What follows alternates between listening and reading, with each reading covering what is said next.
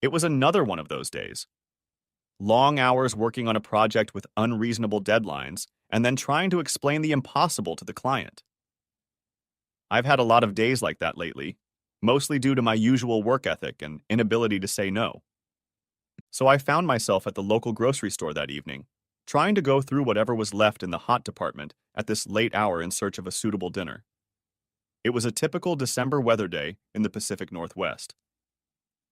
The morning forecast had promised 40-degree heat and showers throughout the day, but the temperature had only risen to 37 and snow was falling in buckets. As I headed toward the ticket office, I happened to notice someone vaguely familiar coming out of the main exit. This can't be happening, I thought. I only caught a glimpse of her profile and hairstyle. Everything else was well wrapped up for this weather. I was so stunned I didn't hear the cashier the first time. 4278, sir, the cashier repeated. Oh, yes. Sorry. During the short drive home, I was shocked and immersed in reflection. This is where it all started so many years ago. To be honest, I hardly thought about her or those circumstances anymore. I had my own problems to deal with. I lost my wonderful wife of 23 years just 10 months ago in an accident. I suppose for every person who has lost a loved one, an accident is something out of the ordinary. My wife, Carissa, was coming out of a department store where she had just bought a Valentine's Day gift and was hit by a drunk driver who drove around everyone in a busy intersection, but swerved onto the sidewalk in front of the store, hitting several pedestrians, including Carissa. The pain and suffering I endured was indescribable after her death. The manner and timing of it all must have contributed to it. After the funeral, I fell into a deep despair. Our son Brady, and even more so our daughter Claire, helped me escape its grip and got me to agree to grief counseling. To my surprise, I learned a lot about myself. I even learned about unexpressed grief over the loss of my first wife, even though she hadn't died. I left the therapist not cured, but a more determined person. Then I immersed myself in the work, and I've been there ever since. Barely had time to put warm chicken and mashed potatoes on my plate, tweaked enough to be edible, when my cell phone rang. It was my daughter, Claire. Hey girl, how's it going? I asked cheerfully. After our shared tragedy, I always made a brave face for the kids. Brady was now 22 and had an internship at a financial corporation in London. Claire was 25 and living only 30 minutes away from home with her husband Richard. They were trying to start a family, which pleased me immensely. Is everything okay, Daddy? She asked, and not in a good way. Of course, sweetheart, I replied. Just a long day at the office. Why, aren't I supposed to be like this? No, no, no, of course not, she stumbled half-heartedly. I was instantly concerned, as my daughter had always been very understanding. What's going on, Claire? I asked. Did something happen when you were at the grocery store today? Now I was on high alert. Claire? What's going on? I blanched. Talk to me, young lady.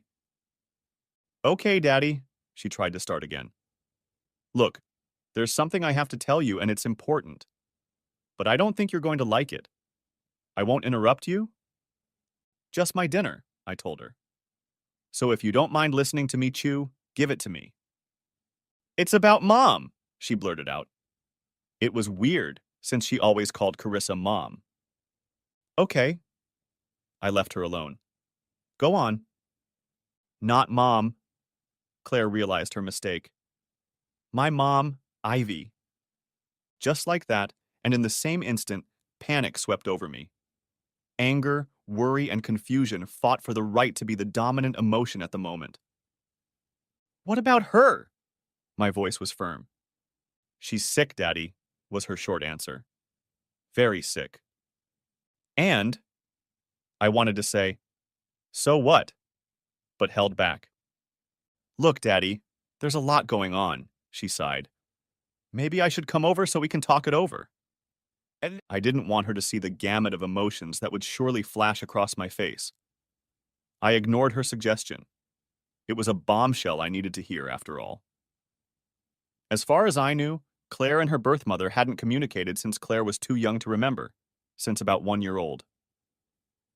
What do you mean, very sick? Daddy, she shifted. I'm just leaving now. I'll be there in half an hour. Claire passed out before I could say a word. My stomach didn't want to accept food, but I forced myself to eat at least some chicken because I'd probably need a few stiff drinks before this night was over. Claire came in, looking both apologetic and scared at the same time. I offered her a drink and we sat down together at the kitchen table. Okay, Claire, I preemptively said. Let's start from the beginning. My favorite daughter took a deep breath and began. So, first of all, she said, I never wanted to keep this from you. I want you to know this. After I'm done, I think you'll understand. She paused and tried to fidget in her chair, getting comfortable. Mom, Ivy contacted me right after my 22nd birthday. I was shocked, to say the least. Our first conversation was unbearably awkward, but then it got easier. I had talked to my mom, Carissa, many times about her, and she was supportive of me having some sort of relationship with my birth mother. We talked about how I could do that and still be sure that she could never hurt me like she did when she left us. My head was spinning. I had no idea they were talking. Just me, then, I snorted. I was the only ignorant one? I wanted to tell you right away, she replied. I just knew how much she hurt you, and I didn't want you to be mad at me by association. Carissa told me it wasn't worth keeping it from you, especially if I didn't want to cause potential harm to our relationship. I was going to tell you last January, but Richard and I went on that 10-day cruise, and right after we got back, there was an accident. I couldn't tell you after that.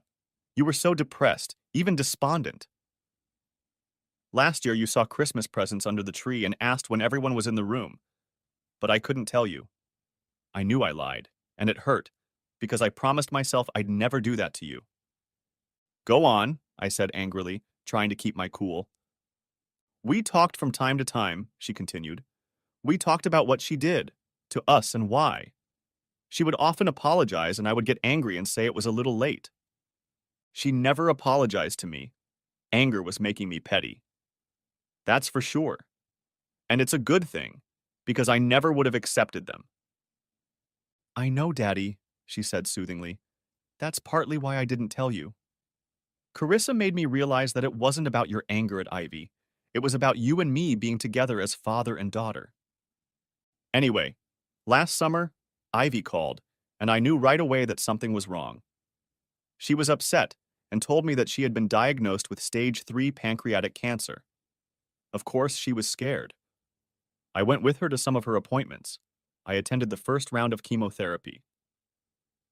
This was news to me. I was suddenly angry at Carissa for not saying anything. I was angry at my daughter. Why did you go? Where's her cool husband? I couldn't help myself. He left her years ago, Dad. So what does she want from you? Or me? I asked gruffly. She made her bed. I'm sorry, but it's true. It has to do with the fact that I saw her at the grocery store today, right? Does she need money or something? No, Dad, Claire said with a wistful look. She needs companionship. I grinned, then laughed loudly. The best I can do is money. She's lucky to get that. She doesn't need money, Claire corrected. She's got plenty of it after dating that asshole Lucas. The phrase made me sit up sharply in my chair. The mere mention of his name could send me into a blind rage. Lucas goddamn Fry, the man who stole my wife Ivy. It hit me fast and hard that I still thought that. After everything I'd learned in counseling, that was where I'd gone in the first place. No, Ivy wasn't stolen, kidnapped, or forced. She went willingly. Asshole was the nickname I'd given Lucas Fry over the years. There was no negative affectation in it, no desire to immortalize him in a derogatory way. I simply hated the man with my whole being. Claire saw that things weren't going well. She was fanning the embers of a fire that she thought had long since gone out. I knew my daughter better than anyone else in my life, including Carissa. There was pleading in her eyes, even as she tried to find a hint of compassion in mine. I don't know why you're asking that. I dismissed the thought and walked in the other direction. Claire, Why are you asking me for something you know I can't do? Did she put you up to it? Claire was silent, her lips pressed together. I knew what was going on because I was the one who had taught her this. Claire had been impulsive in her youth, quick to lose her temper, if you could call it that. I spent a lot of time teaching her that the most successful people take the time to think before they speak and choose their words purposefully. No, Daddy, she began. She didn't ask me to. If anything, she asked me not to do it, at least indirectly. I'm asking mostly for me, I suppose. I also believe I'm asking for you. That's ridiculous, was all I could manage to mutter. No, it's not, she interrupted. Hear me out, please. You're my father, and I love you very much. I loved Carissa almost as much. Her death almost crushed me. I'm still young, so it was a first for me. A peek behind the curtain of the inevitable. Then I thought about how hard it was for you. Even at your age and with all the obstacles in your life, including Ivy. And even though Ivy and I aren't close, she continued, she's still my own mother. When she's gone in the next few months, everything I've ever needed in a motherly sense will cease to exist. Carissa, and soon Ivy, will cease to exist. Of course, I will have my wonderful father, Richard, and soon a family of my own. The duties and responsibilities of matriarch will fall to me, and never again will I have a mother to guide me. At the last sentence, she sobbed, and I instinctively rushed to her. I pressed her head to my breast, as I had done 1,000 times, and let her cry. While she cried, I had many thoughts. What Claire was describing could be compared to what parents experience when their children leave the nest for college or somewhere else. Almost everyone I've ever talked to about it had at least one thing in common. They never saw it coming, even though it was there from the beginning. A kid goes to school, and deep down we all know what's coming next, but we don't think about it or don't want to think about it.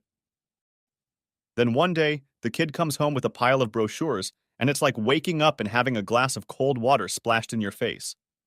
It was exactly the same with Carissa and me. Claire was my daughter and Carissa's stepdaughter. She adopted her, so it was more than that. Brady was our biological son, and even though we knew he would be gone soon, like Claire, we weren't emotionally ready for it. For Claire, at such a young age, it was a painful part of life and death that she was going through. But I couldn't let her feelings on the subject govern mine. She looked up at me, no longer shedding tears, and kissed my cheek. Then she got up to blow her nose and fetch a glass of water. Daddy, she began again before sitting down, I've been thinking hard. Other than Richard, you're the most important person in my life. Okay, maybe you two are related. She chuckled. Either way, after all this loss, I'm going to need you more than ever. She paused to appraise me. You've made progress, Dad. I've seen it. The counseling helped, of course. But I've also seen that you've pulled back a bit. You've immersed yourself in your work and become more cautious. I can't explain it exactly, but I know one thing. I want my old father back. I want my children to know the man who raised me, not some other version of that man. She took a sip of water and continued. Meeting her, spending some time with her, that's not for her. It's for you. Maybe she'll earn a little forgiveness or absolution before she dies, but what you really need is closure. You never got it, not in the sense that she left us, like she left you. I know how much you loved. Love, Carissa. It didn't take long for my tears to flow. She sat on my lap to comfort me in return. You've closed that chapter, Daddy. You've made peace with the tragedy and the loss of Mom. But I think you need to close another chapter before you can find real peace. In a few months, it will be just you and me. Remember the song we used to sing when I was a little girl? The one we used to sing when we were just hanging out? You and me against the world? It talked about times long past and the future. What's that old phrase you said to me once? It seems to be in Gaelic. Auld Lang Syne, I said more to myself than to her. The literal translation is long ago, and in English it means times long past. The title of the song was exactly that. You and me against the world, except I changed the words from mom to dad. I can't believe you memorized it. She smiled broadly and hugged my cheek fondly. I love you, Daddy. It was a significant moment for the Sullivans, at least for her and me. Then my mind returned to the current issue at hand. Claire, I said softly, I don't know about what you're suggesting. I never tried to contact her because I knew I didn't want an explanation. It would have only hurt more. I had to be strong for you. There was no point in swimming in the mire. The mess she'd made was all her fault. She wanted him. She chose him over me. And you. The end. Claire nodded slightly. Yes, I know, she agreed with my temper. But those were times long past, Dad. And now we're living in the now. She'll be gone soon. It won't matter much, except that you can get answers and close the book of the past once and for all. I'll have to think about that, honey, I told her. I know that too. She kissed my cheek and stood up. Don't think too long. Time is not on your side. A restless night of sleep was expected when my head touched the pillow. Ivy overwhelmed my dreams and thoughts. My wife also found herself among the co-conspirators.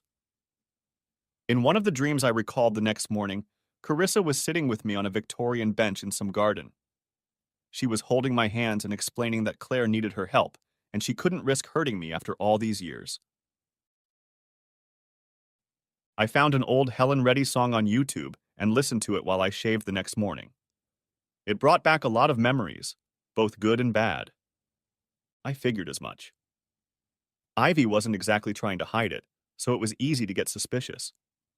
Lucas Fry was a promising singer and songwriter. His band, the Pine Needles, was a silly play on words due to our geographic location in the Pacific Northwest. Fry was also Ivy's high school sweetheart. As she recounted, he dumped her more times than I could keep track of, but she kept coming back for another. I had always considered myself a logical and reasonable person, even back then. We met, dated for a year, and got married. It wasn't even a year later that my opinion of myself turned out to be wrong. Ivy got pregnant right away. It wasn't in the plan, but at least I was happy about the news. A few months after Claire was born, Fry found a way to contact Ivy again and talked her into meeting somehow. I never found out the details. She didn't lie about meeting him. She would go to his studio, which was just a well-stocked garage, and listen to the band. I was furious. She was telling me to stop being paranoid. She loved me. She was there with the whole band, and only to help him write songs like back in the day. At first, I told her I didn't want her to be with him. The temptation was too great, and I pointed out to her that she already recognized how he was affecting her. When that didn't work, I forbade her from taking Claire to band practice. Fry's band recorded an album, and they were discovered by an agent. Things with the label moved quickly. Ivy became emotionally uninterested in me and Claire. I feared the worst, but I couldn't get her to talk to me. I came home from work on Christmas Eve and found some of Ivy's bags packed and standing in the foyer. She was in the bedroom packing the rest of her things. I just stood there looking at her, daring her to say out loud what we both knew it meant. I have to go, she tried the delicate approach. I didn't tell you the whole truth. I couldn't. I have real feelings for him, and I need to find out once and for all what those feelings mean. My little imperfect life shattered at her revelation. I thought of everything I could have done to prevent this moment, including beating one or both of them to a pulp. Ivy ignored my anguished look and pose. They're starting a small tour of the Midwest in 2 days. I'm going with them.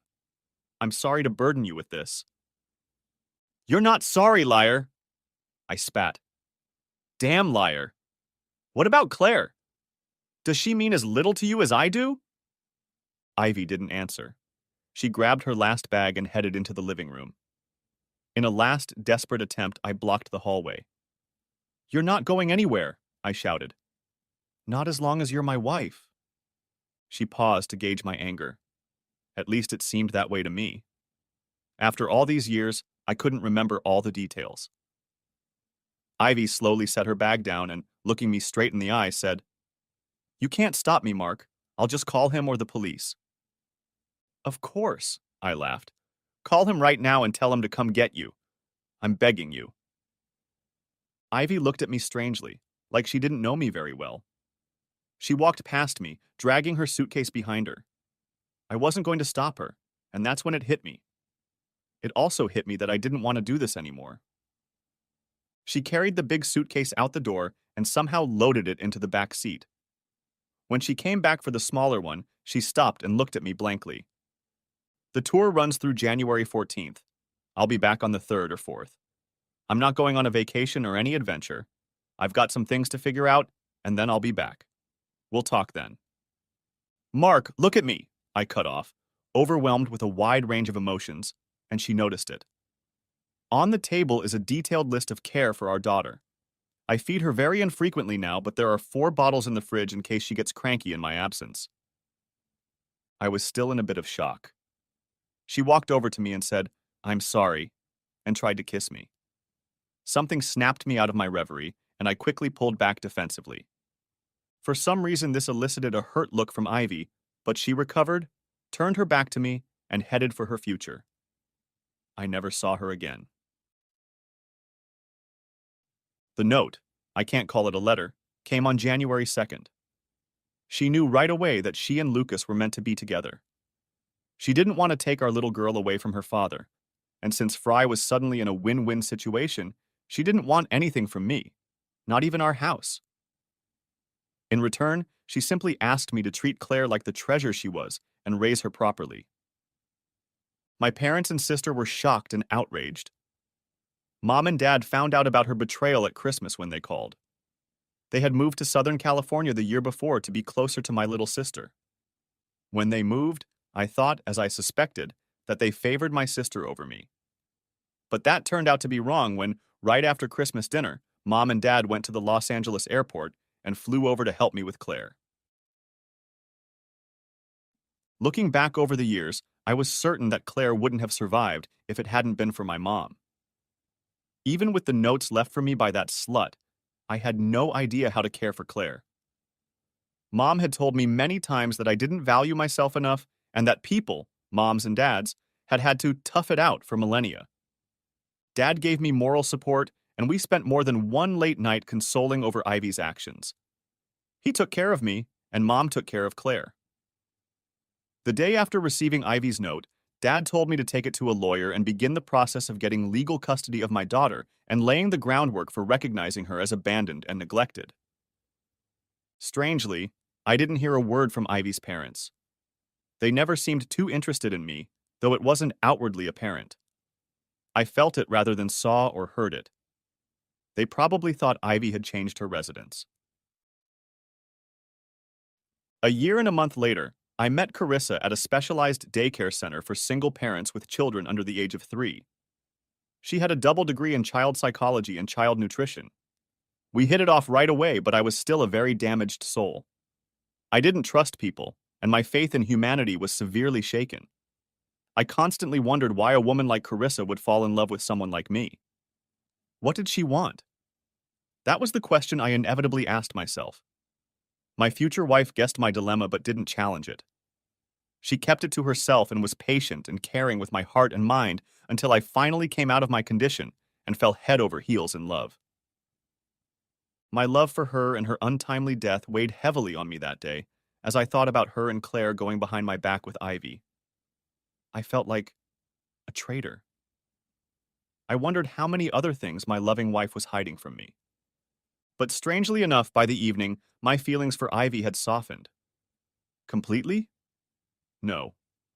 In a way, opening the wound had renewed my irritation. But once I thought about it, much of what I'd experienced 20 years ago seemed far less important in the grand scheme of life. Besides, she was dying. In a way, I was ashamed of myself for not being sad about it.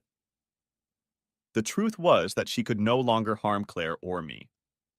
It was only a day and a half later when I called Claire the next morning and told her I wasn't committing to anything, but was willing to meet Ivy at a neutral place and at least talk. I decided to do this for my daughter's sake as she seemed to need it. When Claire approached the table at Outback Steakhouse, followed by her mother, I immediately felt conflicted. I chose that place because no one we knew went there. Ivy stepped forward, and I struggled to force myself to smile. She had an unhealthy skin color and was very weak. I hadn't been there for my mother when she got cancer, just like she hadn't been there for me my whole life. I felt guilty that I couldn't do that. Ivy was the first person I had ever studied intimately who was so sick. I was often distracted during meals. Claire and Ivy felt it too. We sat there, tangled in our confusion, and the conversation dragged on. For most of the meal, Ivy made small talk with Claire. No talk of the past, and to my dismay, no apologies. The longer we played getting to know each other, the more tense the air became. Ivy was on a special diet, but ordered a flourless cake for dessert. I couldn't take it then. "So, Ivy," I said, clearing my throat, "what exactly do you want from me?" Ivy's smile disappeared, and she shifted her gaze from me to Claire. "Daddy." Claire shouted a few decibels louder. Ivy looked sad, but not angry. She gently touched Claire's hand and said softly, "Claire, it's okay. I told you that things might not go the way you think. It's okay." That made me angry. She was taking some kind of moral responsibility, perhaps trying to turn Claire against me. "No, Ivy," I hissed, trying to keep my voice down. "This isn't all right. I'm here, against my better judgment, asking a legitimate question. Let's get this straight. Whether you're sick or not, I have absolutely no trust in you. And yet here I sit. So let's stop talking platitudes and get to the point." Ivy looked even sadder. Claire looked shocked enough that she was ready to faint. In her entire life, she'd never seen her father act like this, not even with the punk kid in high school who tried to hit on her at the homecoming dance. My ex-wife, however, was no spring chicken. She quickly came to her senses and looked me straight in the eye. "Okay, Mark," she said in a measured voice. "A simple answer to a simple question. I need a companion for a few weeks. I have things I want to do before I die, and I'm afraid to do or try to do almost all of them alone. I'm too sick to do some of them, and I don't want to die trying to complete my to-do list." She paused to let her words soak in. At the same time, Claire's father is alone and still struggling with a terrible loss. In between doing my list, I need to absolve my greatest sins, and since you are the person I committed most of them against, you need to hear what I have to say too. This is exactly what I talked to our daughter about. I'm also sure your wife knew about it and would approve. How dare that evil bitch mention Carissa's name? My blood pressure skyrocketed. "Don't you dare claim you know anything about Carissa," I hissed. "Don't you dare mention her name in front of me." Claire reached across the table and took my hand, her eyes pleading with me to calm down. While this was happening, Ivy looked over her shoulder and indicated for the server to bring the check. "It's okay, Claire," she reassured me. "I gave your father quite a bit of trouble today and pulled a few scabs off old wounds. His reaction is perfectly normal." Ivy looked at me, looking right through me. "Mark," she said, "I'm just asking you to think about it. Yes, I suppose you would eventually do something good for the man who so callously ripped your heart out. I have no imagination of making amends or making amends. That won't happen even if I live to be 100 years old. But I've never had the courage to tell you why, and that's something I can live with. Besides, I pay for everything, so listening to a dying wicked witch won't cost you a dime. It's the truth, and if you can't bring yourself to believe it, then just call me and say no." All evening at home, I was frantic. Claire hadn't said 2 words to me after Ivy paid the check, and we all left. How dare that damn whore interfere in our family, cause problems just because she was going to check out. She was as selfish as ever. Well, I wasn't going to play her game. Soon she would be gone and I could get rid of her once and for all. The next morning was no better. I tried to call Claire twice, but she left a message on her voicemail, which she rarely did. Just before noon, I got a call from an unfamiliar number, but I knew who it was. Mark Sullivan, I answered professionally just in case. Hi, Mark, she answered. Do you have a minute? This isn't a good time, Ivy, I muttered. Besides, I'm not sure we have anything to say to each other. Nonsense, she exclaimed. I'm sorry about last night. Having Claire around had the opposite effect on both of us. I should have known better. What I ask has always been about us, and only us. I'm sure all your thoughts of honoring my request are gone now. Here is my last attempt to change your mind. I was really working on another deadline, so I didn't have time for her excuses. I can't, I told her. At least not right now. You have my cell phone number, so if you want to talk to me, call me at 7 tonight. I'll be ready to talk then. The night before, I had discussed a few compromises. Perhaps she would agree to one of them. She called exactly at the appointed time. We exchanged pleasantries, and then she cut to the chase. Again, I'm sorry about last night. Obviously, I bring out the worst feelings in you, and deservedly so. Claire looked like she didn't know you. That's my fault, too. Ivy, I intervened, just stop. I know what you're doing. It's pretty damn obvious. It's been 20-odd years. You made your bed. I was forced to come back, and I did. I had the best life imaginable until some drunken bastard took it all away from me. So what can you do for me? What can cleanse your soul? There was an eerie silence. I almost asked if she was still here. I'll answer in order if you don't mind, she replied in a thin voice. First, there's nothing I can do if you don't accept my apologies, or if you're uncomfortable with me offering them.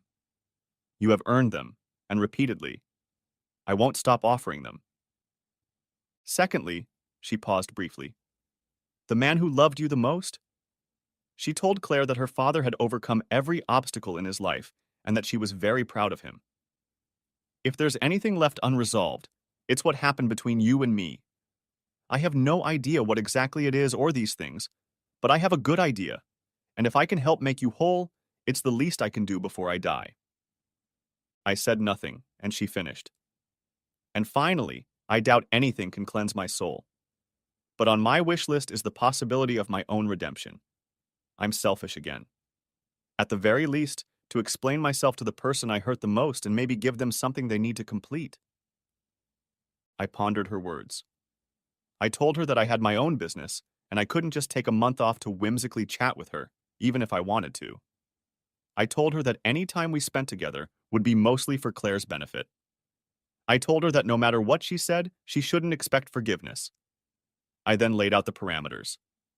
Ivy said she would think about my proposal, but was 99% sure she would accept it. Later that night, Claire called me and began with a heartfelt apology. Daddy, I love you, she told me.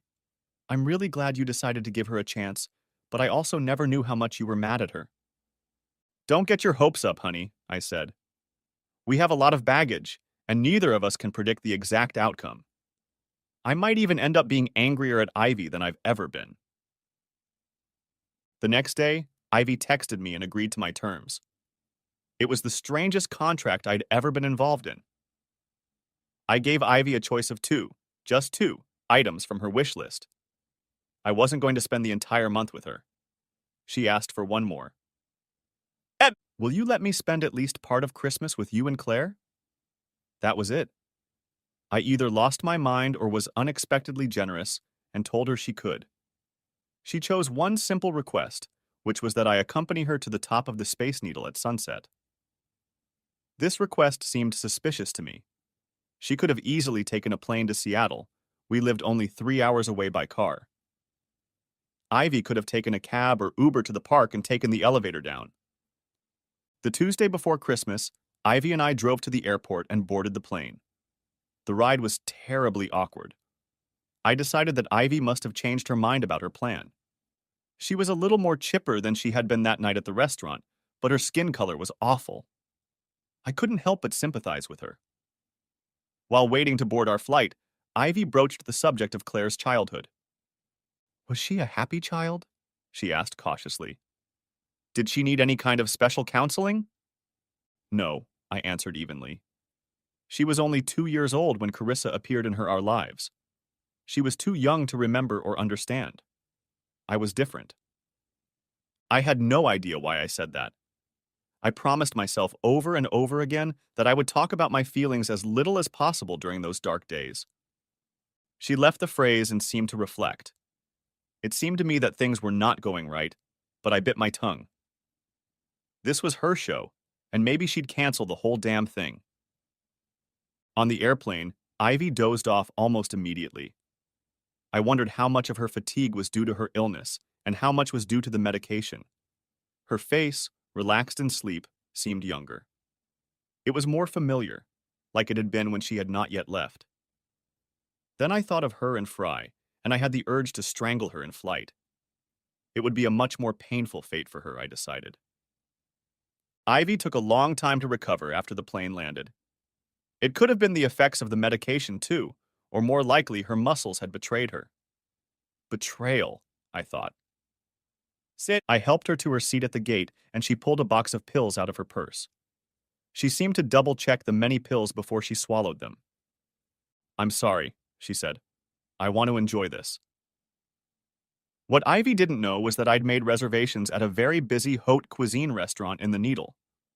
If she wanted to unload, she could start as early as this night. During the cab ride from SeaTac, she had plenty of opportunities to talk, but there was no way she could find her voice. By the time we arrived, the sun had already lowered into the winter sky. Ivy seemed fascinated by the structure. She touched the beams at the base. While those inside were busy in the gift store, Ivy looked up, down, and in all directions.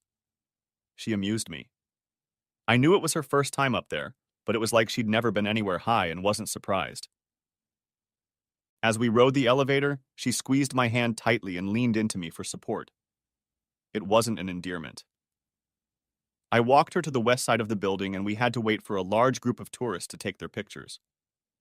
Are you okay? I asked, genuinely worried. A lot of pain, she replied hoarsely.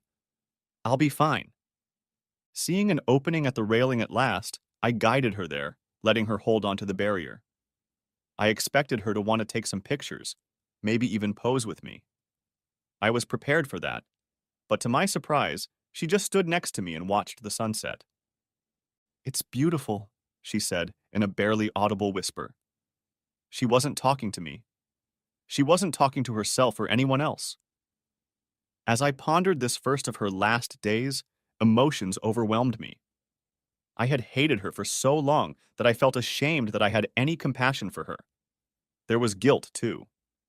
It had to do with the fleeting thought of how unfair it was that she had outlived my wonderful wife. But neither had anything to do with the third. Ivy took her right hand off the handrail and placed it on my forearm. Then she leaned her head against my shoulder as the sun disappeared behind Puget Sound. I finally realized at least one thing. Knowing her fate, Ivy wasn't going to ask permission or worry about something showing up. She waited another good 5 minutes, taking in the colors and the impending darkness of the December twilight. Ivy turned slightly toward me and kissed the very shoulder she'd been leaning on. Thank you for this, she said to me. I waited until she turned away and wiped a few tears from my eyes. Hey, I said, letting her take my hand again. I have a little surprise. At first, her face looked concerned. Then her eyes opened wide when I told her about dinner. After making sure she was ready, we headed into the restaurant, and as I had already found out, the owner took us to a table right away. Ivy asked me the time, and when I told her the time, she pulled out her pillbox again and began her regimen. The conversation was more animated, but still forced.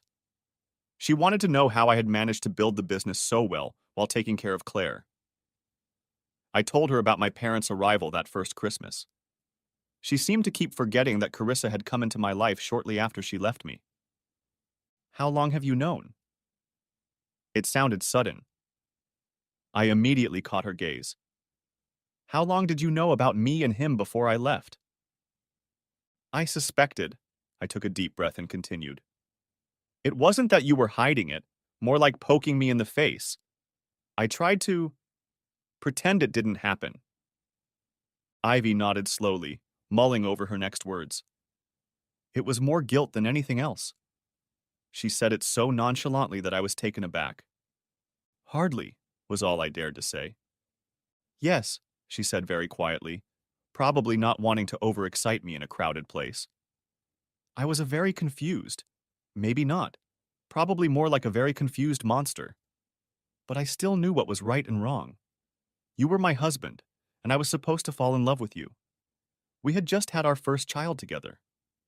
Every time I tried to justify to myself how I'd screwed it up, my thoughts went back to him. Come on, I said reproachfully. We're here on a bucket list expedition. You can at least humor me a little. In fact, I can't think of a single reason why you'd lie, cheat, or deceive me or yourself anymore. There's no point. She knew I was talking about her imminent demise.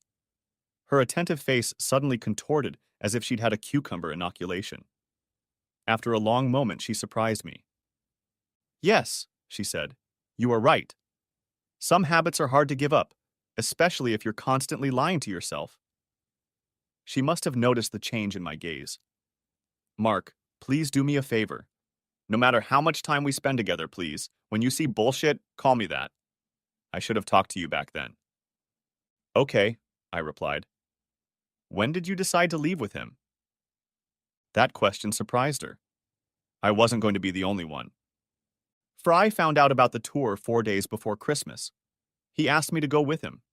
He said he loved me, and that we could never figure out our true feelings when I would spend an hour or two with him and then go home to my family. I made my decision on Christmas Eve. I was scared to death, but I had to know. Of all the things she said or acknowledged, what struck me was that she used his last name. It was inappropriate. Maybe it's time to address the BS again, I said. You were in love with him long before you met me. No, Mark, she replied. I was in love. He also scared me. There was an unspoken danger in him. I mistook that feeling for love. Fine, I said angrily. You never came back. Care to explain that? I'll explain, she told me. But not tonight. We finished our meal in complete silence. Ivy confessed that she'd used a private investigator to find Claire a few years ago, and sometimes followed her around just to observe. I didn't know what to say to that either. The confession was borderline creepy. The car ride was again stilted and a little wordy. On the airplane, she slept, and so did I. It had been an exhausting day for me. Claire questioned me about how the day had gone, and I held myself back. I needed to rethink a lot of what I had seen. Claire kept insisting. I did something I never thought I'd do. Claire, damn it! I pounced on her. Can't you just leave it alone? I don't want to talk about it. I've already told you that it might not go the way you think it will. For God's sake, it's none of your business anyway. My daughter abruptly ended the conversation, but not before I heard her stifle a sob. I had never treated her like that before. I apologized over and over via text. She wouldn't return my calls. Maybe. Honestly, I didn't know what to expect when I woke up Christmas morning. I certainly felt sorry for myself and didn't know if I would see my daughter and her husband. If not, it would be the first Christmas of our lives. I blamed it on Ivy, too. But at 11:30, Claire walked through the door, as happy as if nothing had happened between us. She rushed over to me and hugged me tightly, exclaiming, "Merry Christmas." She whispered in my ear, "Sorry, Daddy," as Richard walked over to give them a hug. Just behind them stood Ivy, unsure and a little speechless. "Merry Christmas, Ivy," I greeted her warmly. Her face lit up brighter than a Christmas tree, and she stood with her arms open in case I wanted to accept her offer. I hugged her, glad I wouldn't be alone on this special day. After the greetings, Ivy moved into the kitchen and seemed to start familiarizing herself with the surroundings. I cast a questioning glance at her. "Claire said we're having ham for dinner," she said, with more excitement than I expected. "Which side were you planning on cooking it on?" I looked at Claire, then back at Ivy. "Mashed potatoes," I replied, "and peas." My ex came closer, as if she wanted to give me another hug. "Mark," she asked affably, "will you let me make one last holiday dish?" What could I say to that? Sure, I replied, stammering a little. Uh, let me know what you need help with. We'll, well, we can all help. For a moment, she looked a little stunned, as if I doubted her abilities. But that immediately changed when she realized that I was just being kind. At least kind enough to let her boss her around in my kitchen. Once we were done with that, Richard went to the car and brought in a few bags of groceries. I helped unpack the many side dishes and desserts that weren't on the menu. Judging from our trip to Seattle, I didn't hold out much hope that Ivy would be up to the task. When I saw the canned pumpkin for the pie, I was sure of it. However, Ivy surprised us. She fought through the obvious pain of the morning and afternoon and put herself into cooking like it was the last meal she would ever make. Then it hit me. I spent a few emotional minutes hiding in the bathroom trying to gather my thoughts. Grieving for her, I confused myself, my compass. Just before serving, Ivy began to succumb to her exhaustion. It was obvious that she was frustrated to the extreme with her limitations. I decided to step in to help, but Claire gently touched my shoulder. Go keep Richard company, Dad, she said in a half-whisper. I'll manage. It took Ivy a long time to clean herself up in the restroom.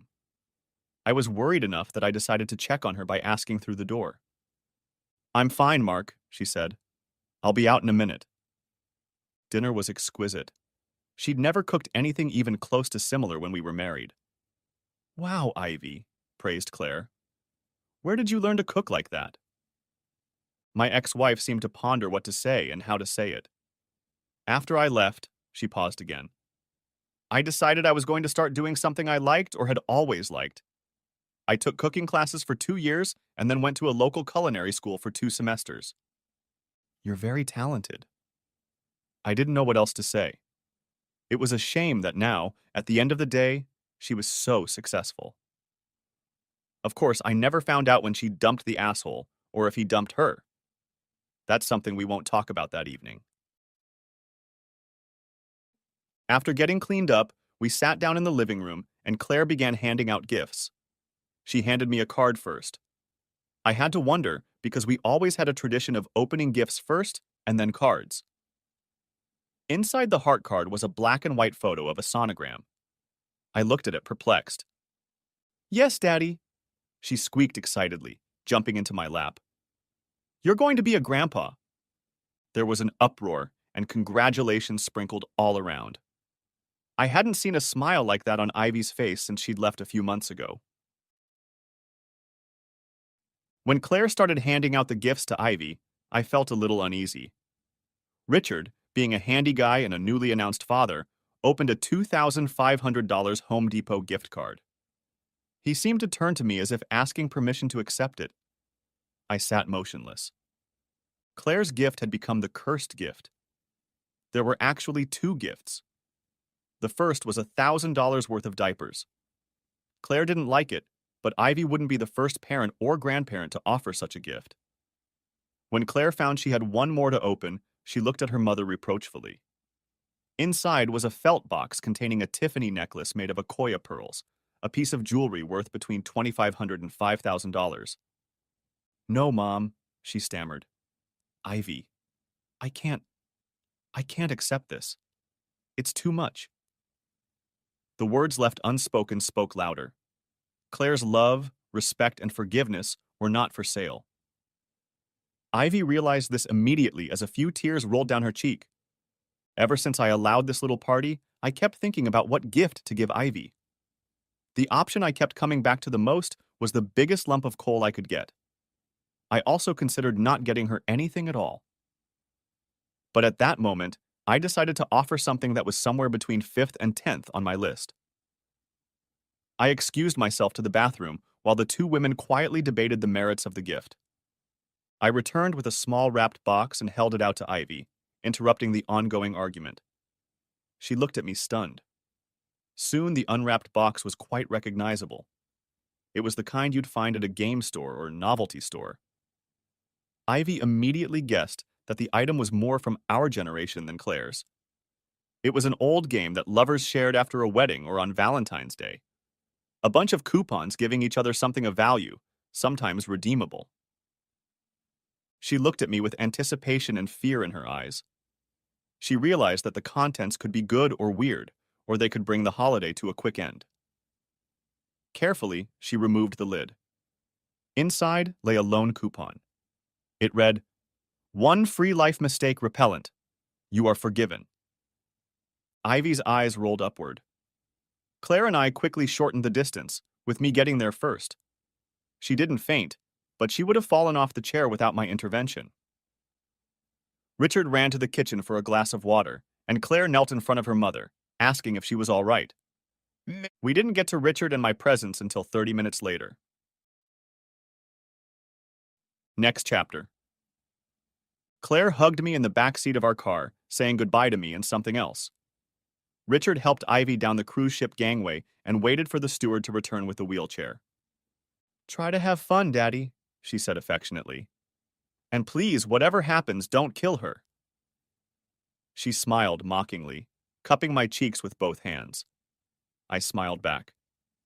"I'm not promising anything, sweetheart," I replied half jokingly, half seriously. "Seriously, Daddy," her smile dissipated. "There's no point right now."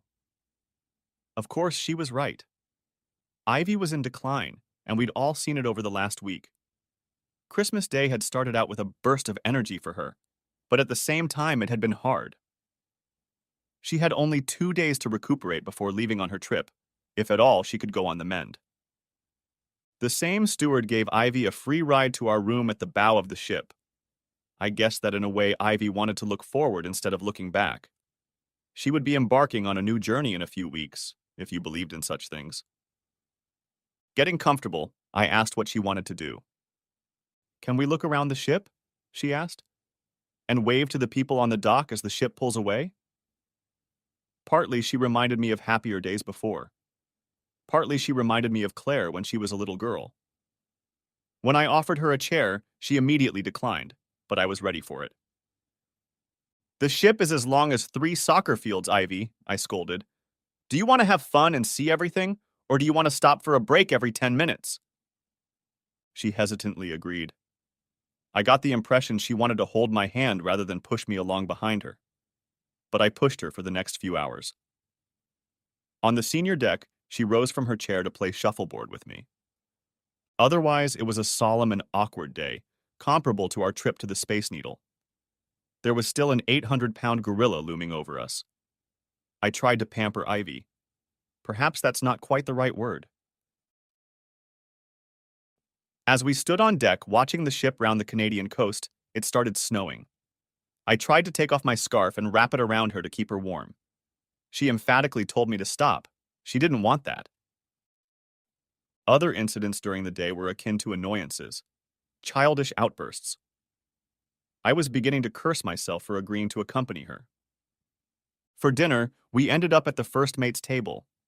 Even the money Ivy had swiped from the asshole on her way out didn't help us get a seat next to the captain. When Ivy ordered an after-dinner cocktail along with the wine she'd already had, I questioned whether it was a good idea. The look I got along with the bloody eye roll told me that I had overdone it and embarrassed her. She continued her conversation with the couple to her right, ignoring me for the rest of the meal. When people started to leave the table to dance or look around, I asked, "Are we ready to go, Ivy?" She looked at me like I had 2 heads.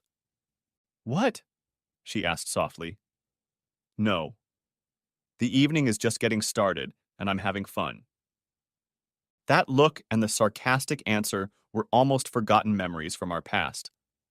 They came back with renewed vigor, and anger swept over me. "So, don't you need medication or something?" snarled I. "Or anything else?" she always argued, answering a question with a question. "If you want to be somewhere else or you're not comfortable here with me, you can go." This was a new side of Ivy. I was stunned, and she picked up on that. "Mark," she said more calmly, "you can stay or not. I'm having fun, and I thought you were too. You've been acting like a parent all day. A little drink after dinner won't hurt me, considering what I have going on right now. Just relax." I was angry enough to lash out, but I didn't want to make a scene. I frowned, stood up, and walked out from behind the desk. Our cabin had 2 double beds.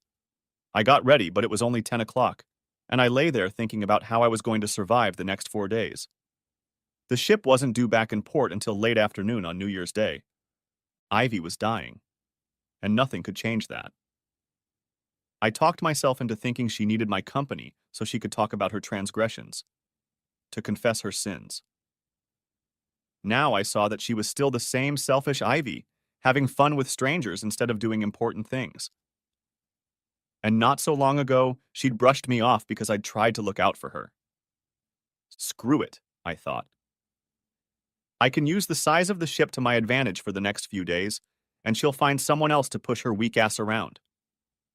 Somehow I managed to fall asleep. I didn't know how Ivy got back to our room, but when I woke up, she was already asleep on the bed next to mine. By the time I made my 3 S's, she was already up and sipping coffee in the living room. She was reading the ship's entertainment brochures and didn't meet my gaze, but looked over the edge of it. "Good morning," she said stoically when I didn't greet her first. "Are you still not in the mood after yesterday?" "You know what? Screw you, Ivy." I couldn't help myself. "I'm trying to be nice, and it's the same old with you. I'm going to breakfast. You decide what you want to do for the rest of the day. I'm sure I can keep myself busy." I walked out and headed for the buffet I had read about before dozing off the previous night. I was halfway there when I saw her roll into the room. One of the servers immediately came over to offer assistance, and she looked around the room and finally pointed in my direction. He sat her down at the table to my left and gave her a perplexed look when I didn't stand up or offer any greeting. "Mark," she said with a pleading look, "I'm so sorry. My behavior last night was disgusting. I behaved horribly this morning, too." I said nothing, and she continued, "I'm trying to enjoy it. I originally assumed I'd be traveling alone, so I'm trying to adjust." "You asked me to accompany you, remember?" I asked sarcastically. "As for your behavior, it's been common for the better part of 25 years. I expect it. I just don't have to put up with it anymore." Ivy hung her head, then looked up again with false bravado. "So, a piece of paper for Christmas? It was just a gesture, wasn't it? You haven't truly forgiven me, have you?" Before I could answer, Ivy continued, "This is going to be harder than I thought. I was planning on talking about it tomorrow night. Even talk to you if I needed to. I wanted to do it right in the middle of our trip so we could enjoy the first few days and, depending on how our conversation goes, maybe enjoy the last part as well." The woman's chutzpah. "Yes, but I wanted to win the lottery, have 4 points on the golf course and a faithful wife. We don't always get what we want." She rolled her eyes, which I was getting sick of. "You had a faithful wife, and I'm sure she would have stayed that way if it weren't for fate. Your first wife was a fool to think she fell in love with another man, otherwise she would have been the same. You still have your best years ahead of you, so pay for golf lessons and buy a ticket more often." The bitch was going to play the death card. "Okay, Ivy," he growled through clenched teeth. "Enough of this damned smug resentment." Poor Ivy, as always. "I know you're sick, but damn it, you're always the victim." "Ah," I exclaimed, getting up and leaving her where she stood. People all over the dining room looked at me and I didn't care. Around 3 o'clock, Ivy found me by one of the pools. Another ship's employee was pushing her chair. As I watched her approach, I noticed that she looked beat up from head to toe. Even with the bright sun streaming through the glass ceiling, her skin had a gray tint to it. The cruise hadn't worked out the way she'd hoped. Too bad. "May I sit with you?" she asked formally. When I nodded, she reached into her clutch and handed the man $100 tip. She moved to the chaise lounge next to me and looked out of place without her swimsuit on. "Can I ask you a few questions?" She was polite or cautious. "Sure," I replied. Part of me was acting childish. Another part of me was judging myself for agreeing to this trip. In the back of my mind, I was still mad at her after all this time had passed. "What did you think when you got my note? About me not coming back?" "It confirmed my suspicions," I answered honestly. You've always been his, and you finally realized it. Ivy shook her head. No, Mark, it's my fault, she said. Not what you thought, but what you felt. It was easy. I'd done this exercise dozens of times with my therapist. Betrayal. If you thought I had finally realized that Fry was my true love, why were you surprised to be betrayed? I never said I was surprised, Ivy. I don't understand, she replied quickly. If you felt betrayed by announcing that I was not coming home, then you expected my return. That's why I said surprised. I hated to have this conversation, but she wasn't going to leave me alone. I wasn't going to hide in the broom closet during a 4-day Alaskan cruise. Ivy, I sighed and took a deep breath. I didn't expect much from you once you started hanging out with his band. You were in love with him. I knew I was losing you. We had an infant. I had to get food on the table. I knew you'd go to him eventually. But I never thought you would just walk away, abandoning your daughter. It was despicable. She thought it over. If I had left with Claire, would you have fought for her? Would you have fought harder for her than you did for me? Back off, Ivy. I spat. I fought for you. I really did. If I'd come back like I was going to, would you have taken me back? No, I told her. No way. We would have gotten divorced, shared custody. What happened to you, Mark? What are you even talking about, Ivy? I was on edge again. Nothing happened. Everything happened. Be specific. That one time, she said, when I was talking to Carissa, she said something that struck me. She described you as cautious, timid, stable, and considerate. What struck me was that this was not the man I married. It wasn't you at all. So what happened? You freaking happened.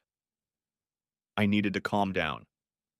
Ivy nodded slowly in agreement, as if those were the words she wanted to hear. I wasn't about to pass up a chance like this. You ran off with your high school boyfriend. You didn't care about your husband or your daughter. You had the life you wanted with some selfish jerk, and now you're rich and can take off early with no regrets. I had to be a slow and steady turtle, I continued my tirade, so that I could take care of our daughter, so I could take care of my new family. I didn't always get to do what I wanted to do, even the opposite. Yes, sometimes I hated you and envied you at the same time, but I'll still be a slow and steady turtle long after you're gone, so wipe that smug expression off your face, dear. With that last comment, the expression did indeed disappear. Good. It certainly didn't dissuade her. That's what I thought, she said.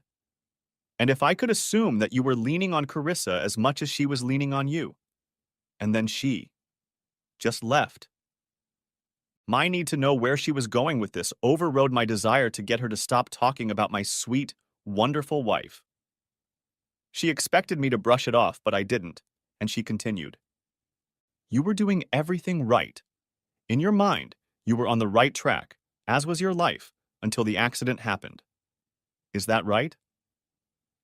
I didn't answer enthusiastically, but it was partly true. Instead, I nodded slowly. She left you, as did I, so that was the end of it for me. She was taken from me, unlike you.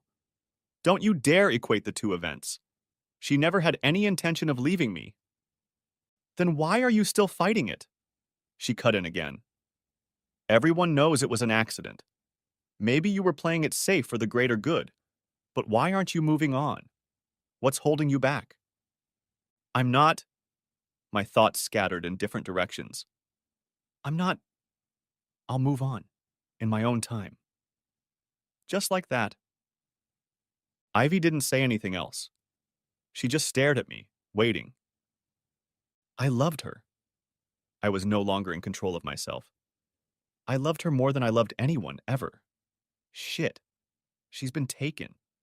I don't need another love. I don't need a girlfriend or a relationship. A relationship, huh? I'm clearly not cut out for them. I lose every time. Ivy was still looking at me thoughtfully, and she seemed more than okay with that. The very thought, much less the reality of me being so outspoken, was annoying. You wouldn't understand, Ivy. I corrected myself. You got what you wanted, and more cream on top. Ivy finally said. I don't think so, but we'll talk about it later. Tomorrow. Why tomorrow? I demanded. Why all this cryptic nonsense? Maybe it's not important enough for me to hear it from you. Honestly, I just don't care. I stood up and motioned for her to sit in the chair. She didn't resist or make any snide remarks. I could see that she wanted to stay. No, she just didn't want to leave. She probably thought I was purposely interrupting her fun. Dinner was silent. She was in her own thoughts, and so was I. Later, in our room, Ivy seemed disoriented and weak. She asked me to help her into the shower. Besides the obvious, illness, there were several marks on Ivy's body that hadn't been there when we were a couple. She was alert enough to notice my stare. I wanted to look away, but I couldn't. Later, I lay in bed and tried to assess what I saw. There were tattoos.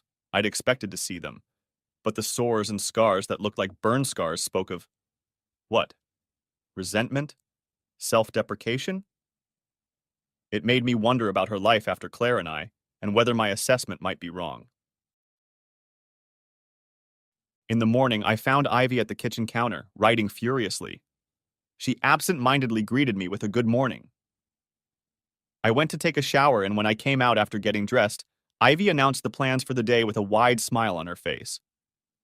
Mark, we're getting off the ship in Vancouver. She pointed to her packed bags. I stared at her, amazed. I want to explore, she continued. The only time I've been there was, shall we say, an unpleasant experience. Why are you going? I asked the obvious. We're celebrating New Year's Eve at a hotel downtown. Okay, but we won't be able to book a room, I told her honestly. That's already taken care of, she replied. Booked and paid for. All of this was freaking me out. She'd already said several times that she wanted to explain something important, and she kept referring to this day. What are you doing, Ivy? She probably saw the worry I couldn't hide. We have a lot to do, she said, as if nothing out of the ordinary was going on. We have a lot to talk about and celebrate the new year. Come on, get ready, and let's go. I hummed skeptically, but did as she asked. An hour later, we made it to shore without the aid of a wheelchair. A cab was waiting for us, and we went straight to our hotel, the Fairmont Pacific Rim. Whatever she had planned, we would do it in style. What surprised me most was Ivy's demeanor and her energy level. She seemed to be fine, and that was very different from the previous days. Hell, it was different from every day at all since I'd first seen her. We hit the stores on the first and second floors, and she got to work on her spending. We also looked into the high-end stores across the street. I'm going to buy something for Claire and our grandson. Also Richard's. I think he'll suit her. She told me when I asked what she was up to. I didn't let her buy anything. Later, at lunch, Ivy began setting the stage for our big talk. Mark, I want you to know something. I looked at her and stopped chewing. It seemed to me that this was important to her. Of all the men I've been with, she paused, you're the only man I've ever truly loved. Of all the men? I guess I wasn't ready to answer the other part of her statement. She understood, and her sigh told me so. Yes. Ivy sat up straight, as if she was about to bare her soul. I stayed with Fry for almost 6 years. 6 long years, and I can't think of a single reason why I stayed with him that long, other than my stupid pride. I raised an eyebrow, waiting for him to continue. He was abusive, physically and mentally. I think almost from the first week I told you I wasn't coming home. He got what he wanted. It took me too long to realize his true nature. I didn't want to see it. So that's where all those marks came from? She already knew I'd seen them. My dear man, she hummed, trying to hide her pain. If I tell you how I got them, you'll probably lose the $150 lunch you're eating right now. I didn't budge, letting her comment roll off me like Teflon. The question remained open. Not all of it, she seemed embarrassed. Fry had psychological problems. A lot more than that. A lot of it was so disgusting that I won't share it. You think badly enough of me as it is. What happened after you left him? I was almost afraid to ask. Much of the same, she said, as if that was the most likely outcome. The only people I knew were in the music business. Most of them were friends with him or his friends. It was like fire in the pan. I didn't have any support system. And frankly, I saw it as atonement for what I had done to you and Claire. Finally, after another 6 years, I met a woman who helped me get out. Helped me get my head together. She got nothing out of it. No money, nothing. She helped me extort money from Fry. The legal system wouldn't have done anything but take money I didn't have. I'm sorry, I said, stammering. I didn't know. Oddly enough, Ivy burst into laughter. Of course you didn't, she said loudly. How could you have? You had our daughter. You had your wife and son, your job and a perfect family. I realized the laughter was hiding her other feelings. She was jealous. I used to dream, she changed the subject. Sometimes it was a dream, but I'm sure other times it was a hallucination. Either way, in the dream I was coming home to you. Claire always remained at the age of 1, just as I left her. You were waiting for me at the front door, but not in our old house, but in the new, larger one. You had a smile on your face. Not a good to see you smile, but a connoisseur's smile that said, I told you so. Every time I was ashamed of my behavior, but you accepted me anyway. Why are you telling me this? I had to know. It's simple, she chuckled. You're too kind a person to ask. And because I told you from the beginning that I needed to unwind. By and large, it will help you better than it will help me, I think. I had nothing more to say. Maybe I was afraid to speak. The conflict was insurmountable. She'd gotten exactly what she deserved, and no part of me felt triumphant about it. For dessert, Ivy ordered creme brulee. I was full after the dungeon's crab salad and lobster bisque. You're not overdoing it? She realized what I meant. No, she replied. Besides, what harm could it possibly do? I'm sitting here with you, enjoying the end of a year and the beginning of another. That is, what I get to see. Who am I to talk? She took a bite and, muttering, continued her little rambling. After I got out, she said, well, I spent most of my time trying to get better. I had to get clean first. Clean and sober in my case meant I went into rehab, and clean meant I had to get my STDs under control and then get cured. I spent a year there, and it's a good thing Brianna, my friend, helped me get the money out of Fry and the group, because the place wasn't cheap. She continued to scoop up the velvety substance, and I waited. After that, she looked up at me, I became a recluse. I experienced every wild, outrageous thing I could imagine. Most of them were bad. STD medication saved my life, but crippled my immune system. It's not a good thing when cancer runs in the family. She forked out the last remnants and savored them. That's my story, and I'm sticking to it. Ivy gave me a few more details I asked her for. We sat in the restaurant long after we finished. I expected her to take a nap to welcome the new year. Once again, her stamina surprised me. Ivy wanted to go to the casino, saying she had never been to one. This struck me as no less odd than all the other revelations of the day. When we arrived, Ivy handed me $300 in cash and told me we had to be conservative so we wouldn't go broke. I told her I thought she was rich. She laughed. Not rich, Mark, just well off. We played the machines for 2 hours. She won $300, and I had to laugh at the irony. I don't like to dwell on the details of that night. We ate and danced and welcomed the new year. We drank to innocence, and we drank to now. At midnight, we sang Auld Lang Syne to the best of our lungs. Those in attendance were excluded. It was a wonderful distraction from what my life had become. I expected to have to carry Ivy back to our room, but she made it on her own. I wondered if it was all muscle memory left over from her wild days. We settled into our beds, and I lay there, reflecting on the past day as she climbed into bed with me. Defensively, I pulled away, casting a questioning look at her. Please, Mark, she said softly but insistently. I want nothing more than a hug.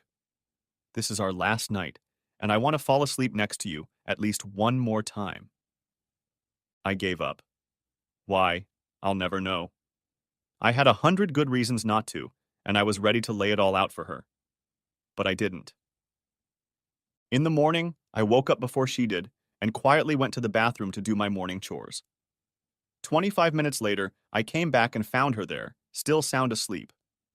I was about to go make us some coffee when suddenly it hit me, a slight odor of urine.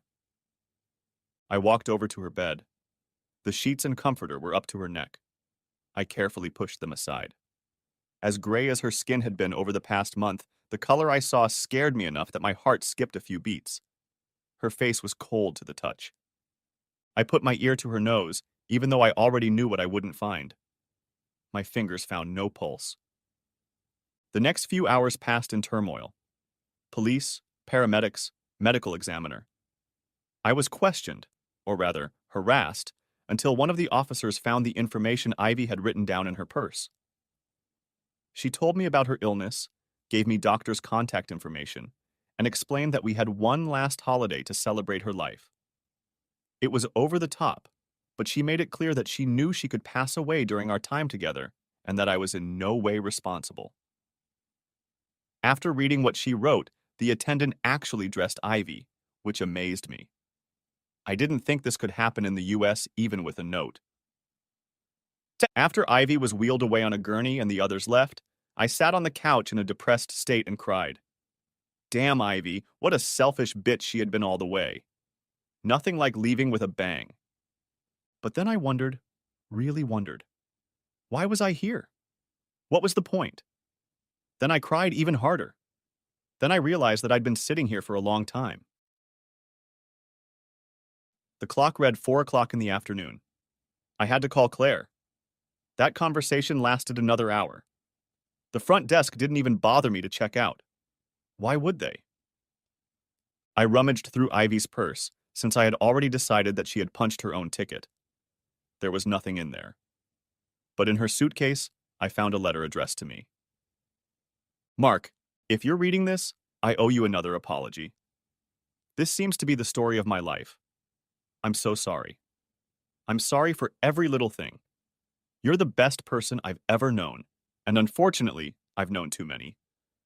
Because of that, and because of everything I did to ruin your life, I had to take the risk. Something good had to come out of all the heartache I caused, and this story had to have some kind of happy ending. That's why I invited you along for the ride. You deserve a happy life. Despite what happened with Carissa and all the other shit that's been dumped on you. So I took a risk. I did it for our daughter too. Mark, Claire needs a father. You're all she has left besides a wonderful husband. Our grandchildren will need you too. Not half of you, more like all of you. They'll need what Claire needs. The best man in the world. You may not think you are, but Claire and I do. No, she had no idea of my ulterior motives, so don't blame her. If I could take it all back and start over, I would. I've made so many terrible decisions, and I've had to pay the price. You have the rest of your life to live. Please don't dwell on what I did. You lost your wife, but you also lost a partner and confidant. You had your rock, and it has been taken away. Please find another rock to stand on. Don't get bogged down in the work you do mostly alone. Please don't be alone.